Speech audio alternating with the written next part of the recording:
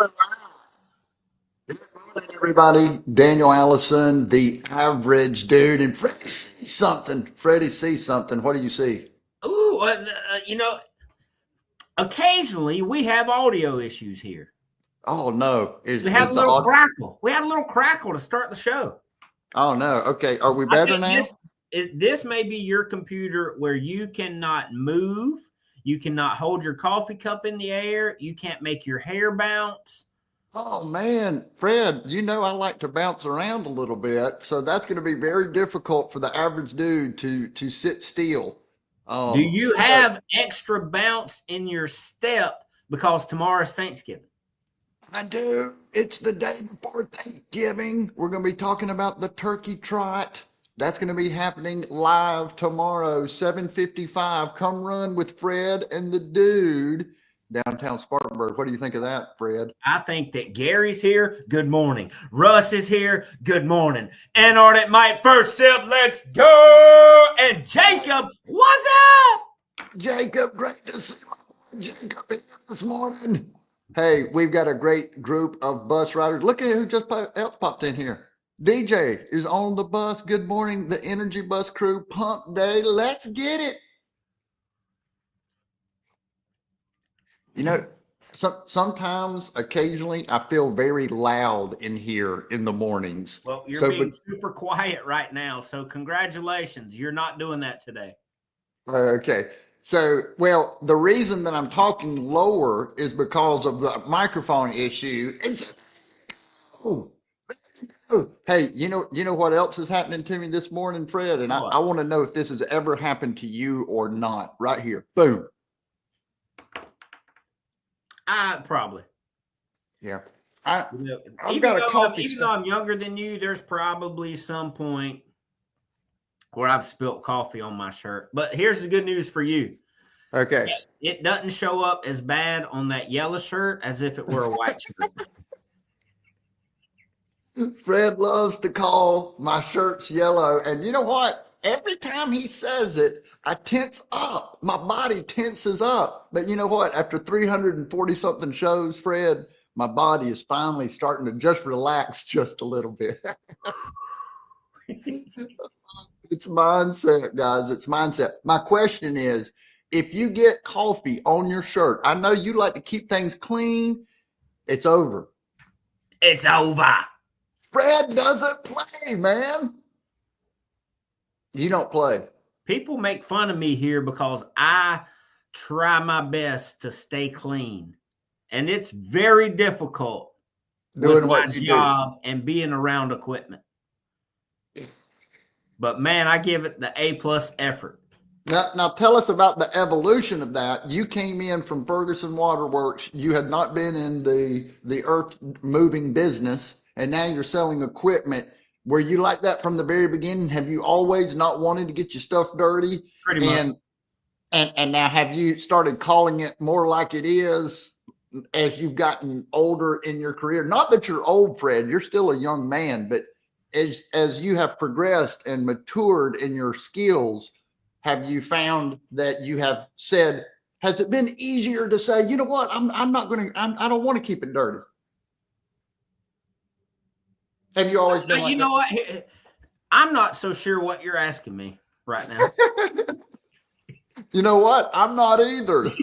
I'm not either. I think, have you always been like that? Have you always been the guy that wants to keep things clean like that? Cannot stand for it. Really? Yeah. Wow. Yeah, I don't like it either. I've got this coffee stain on here and I will want to take it off, but it's so small. But if I know that I'm doing something that day or for a few hours that's going to get me dirty, I'm committed to getting dirty. But you woke up, you put that shirt on, you popped your collar because you know that you're going to be out hustling and grinding, and you can't do that with a coffee stain. You will not be taken serious. It would be, hey, it might be on your mind. If it takes away your own energy, if you walk in and you're thinking about your coffee stain, you got to change the shirt. If it's on your mind, if it's taking away your energy, get rid of it.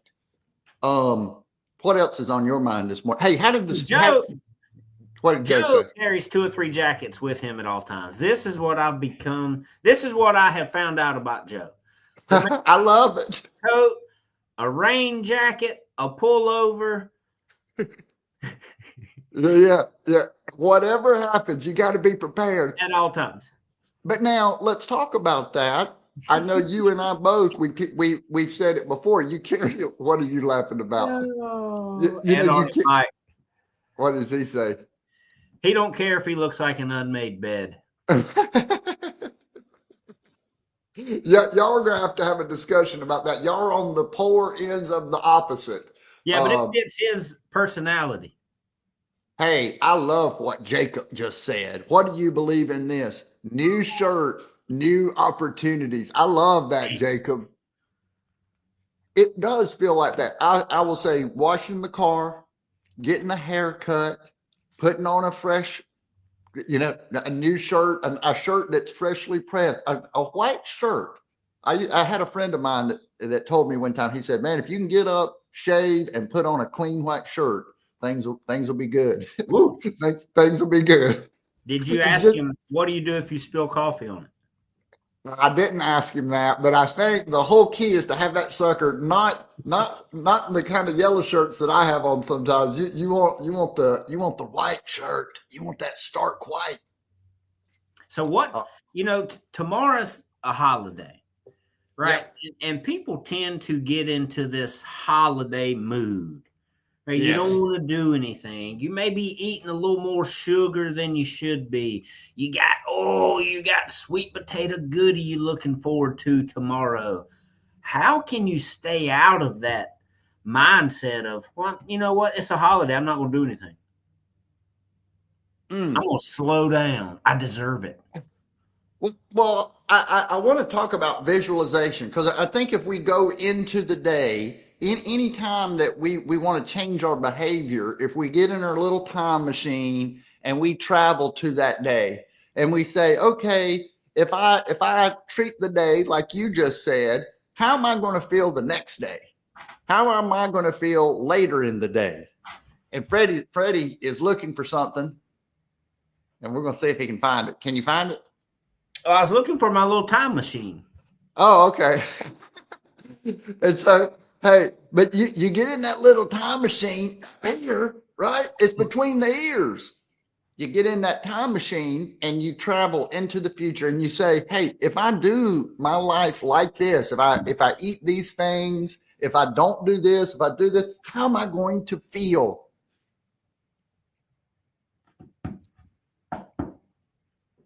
How will you feel? There's an exchange. So if we can, man, that food, that extra food does feel good. And sometimes when you just say, oh man, I want to eat a little bit and I'm just going to relax and just lay back. I've never felt good after what is it called? Vegging out, or just, and not to say you don't relax.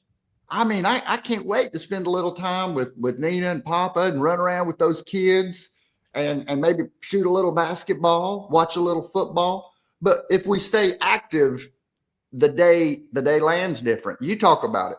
Now, have you ever been one of those guys to eat a bunch and then you sit down in the recliner or the couch and you unbuckle your belt and your top pants button? If I've done that, I've got a serious problem. I need to know, do people really do that, or is that only in the movies and sitcoms? If things are so close in the fit and in the amount of food, there's very little room for our margin of error. So that's tough. Now, thinking about visualization, you mentioned it. We got this run tomorrow. How do you feel about that run, Freddie Blanton? Well, here's how I feel about it. I think the last time that I ran 5 point whatever miles was last year's turkey trot. Amen. Now, we did do that 15-mile ruck, very different. And deal. We have run through a workout, maybe rack up 3 miles or something. That's right. This Stop is and go. 5 steady miles with some hills. And we're going to have to push Jesse's boy some. That's an extra 140 pounds to be clear. Yeah. Hey, I kind of like that. That way, if I don't run a good time, I can just say, well, I was helping Jesse. I was pushing 140 pounds. What do you expect, people? Now, Gary just threw up Al Bundy with a question mark. When I said that about unbuttoning the pants, Al Bundy was in my mind. That's old school. Me and Gary's right here right now. I know. You and Gary, I do. I've noticed Gary's got a little spunk to him, like Fred too. I sent you that message that he put on the post. Remember, we got a good laugh about that. I agree with you. I agree with you. It is going to be a tough run. I haven't been running distance, so anytime we do something different, it's going to be fun. Though we're going to be running tomorrow. We should be live. Right? We're definitely going to be trying to go live. So unless there's technical difficulties, Fred and the Dude live 7:55. I'll tell you who else on Get Your Smile Right. Dr. Brad Hughes, December the 11th is going to be with us. I'm going to have that, create that event. That's going to be a special episode. We'll go extra 30 minutes or so. But Dr. Brad Hughes, tell us what you know about Dr. Brad. Oh, man, he is changing the dental industry.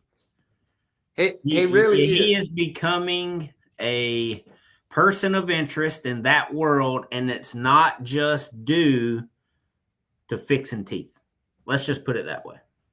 Absolutely. And he even everything that he talks about is like, hey, the last thing you really need to be thinking about if you want to grow your dental practice is actually the teeth cleaning. You got to be good at that.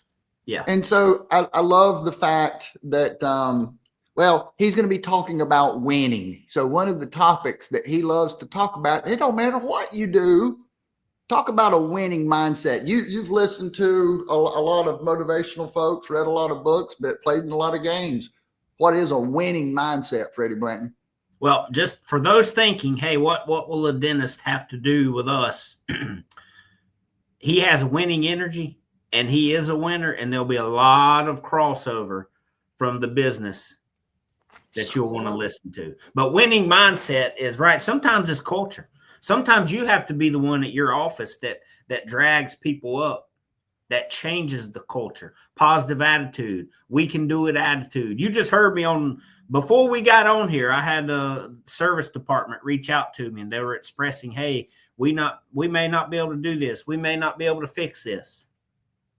But at the end of the day, I mean, my answer was, are we just going to call the customer and say, hey, man, we can't do it? No, we got to figure it out. Find a way. And that's what winning teams do. And I'm glad you said that. This show, it's a mindset show. It doesn't matter who's on this bus or where we're taking you, where we're dropping you off. If you can get your mind right, if you can get your smile right, you're going to perform better. So this is coffee's fantastic today. And yes, it's a big cup. It is a big cup, and I went downstairs to the Little River. We're going to be downstairs, folks, tomorrow morning, Little River. If you're in Spartanburg and you've never done the turkey trot, I highly recommend coming out, getting through it. There's nobody going. I plan on finishing the race and being real happy about finishing the race. You know, we want to get to that last uphill and sprint as hard as we can.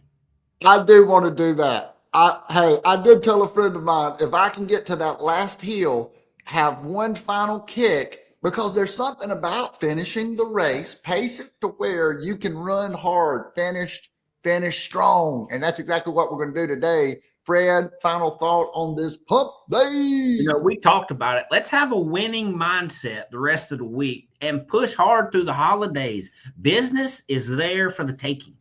I love it. Winning mindset. Rest of the week. See you tomorrow. It's going to be a fun one. Bye-bye.